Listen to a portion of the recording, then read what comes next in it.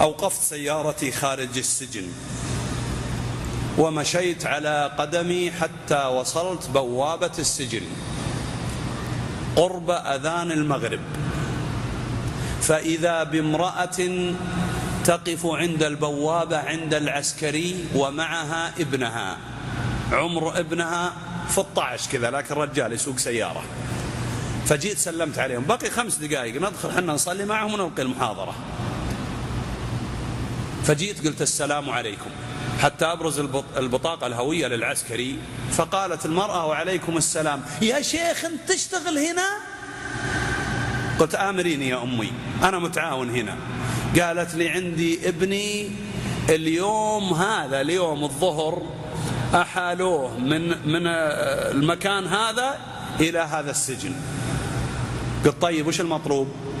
قالت خذ اسمه عندك، أبغاك توصل له 300 ريال، لأن اليوم اتصل علي وقال يا أمي أريد 100 ريال ولا 200 ولا 300، أعطيني فلوس أبغى مصروف.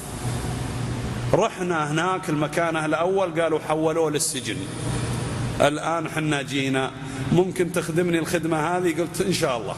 والله يا أخواني أخرجت قلمي وكتبت اسم ابنها ثلاثي وأخذت 300 ريال. قلت تبغين حاجة يا أمي؟ وتجلس تبكي حتى أكثر من 3-5 دقائق وهي تبكي. قالت أبدا. قلت طيب اسمه؟ أعطتني اسمه الثلاثي. قلت تبغين حاجة يا أمي؟ قالت نعم. الله يرحم والديك، تخيل أمك تبكي أمام الرجال اللي ما يأثر فيه عيب أو حرام نقول له عيب.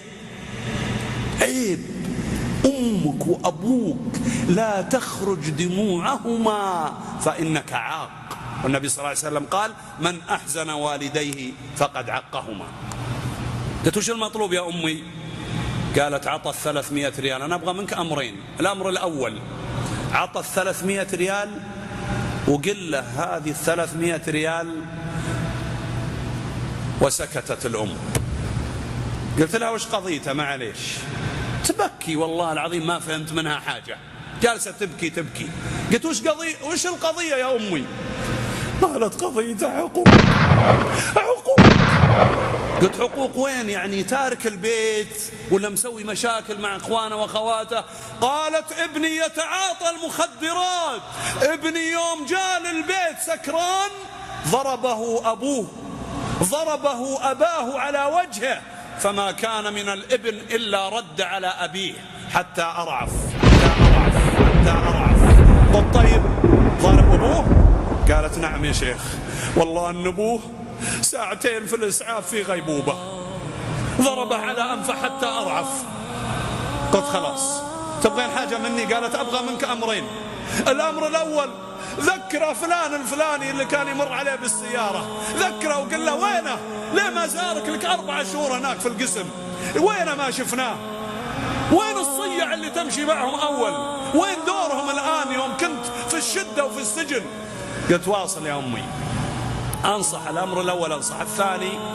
قالت خذ 300 ريال وعطها الولد وقل له تدري من اللي أعطاك 300؟ هذه 300 أعطاك إياها اللي ضربت على أنفه، هذه من أبوك الغالي.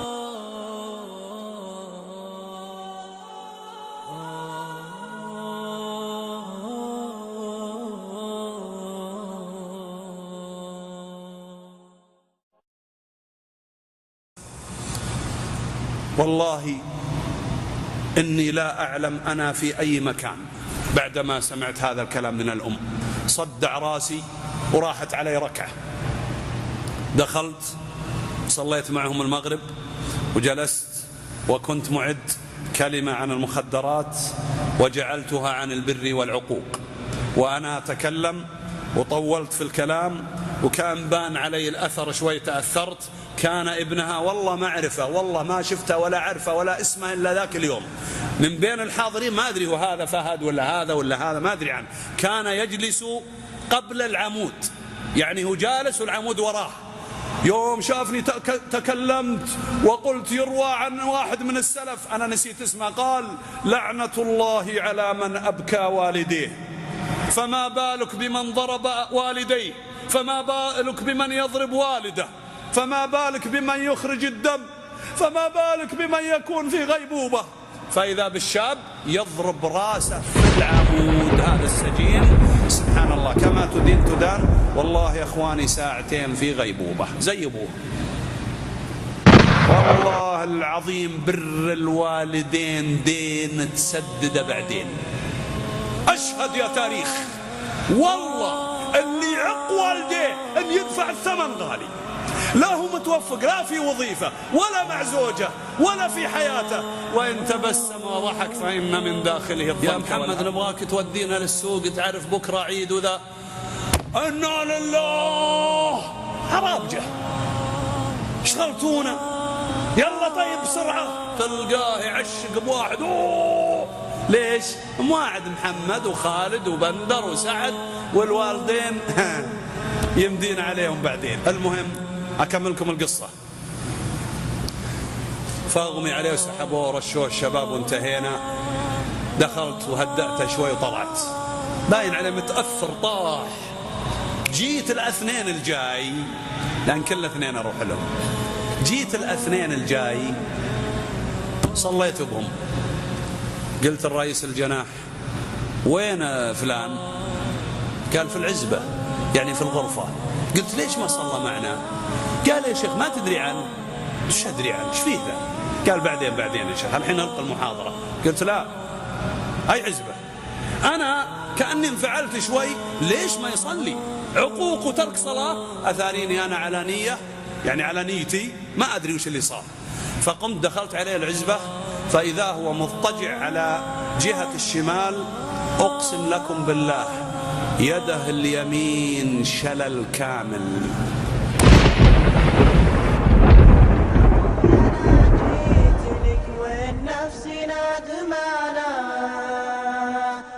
شلل كامل إلى الآن، واليمين مشلولة. ليش؟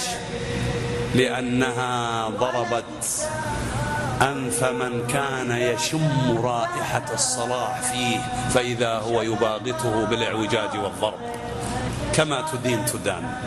هذه قصة حقيقية واقعية، لكن ما أفسد هذا الشاب إلا الجلساء، وعلى رأسهم الجليس الفاسد والمخدرات. صديقك اللي عندك ثالث اخوانا، وشلون خلاك وقت الضيق للصليب. بسم الله أرقيك من كل شيء يؤذيك، من شر كل نفس أو عين حاسد الله يشفيك. بسم الله أرقيك.